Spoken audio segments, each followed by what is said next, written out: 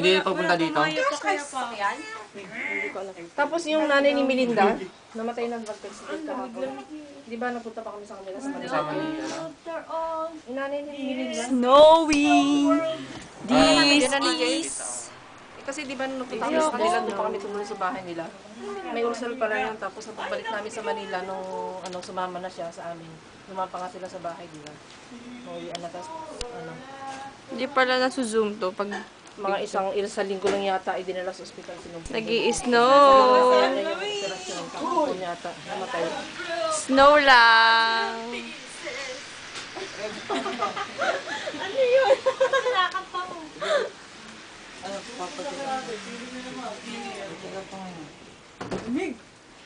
Kaya ako. Kalat ng bahay mo, kaya walang makilusan eh. Mga gamit ko yan eh. Picture mo.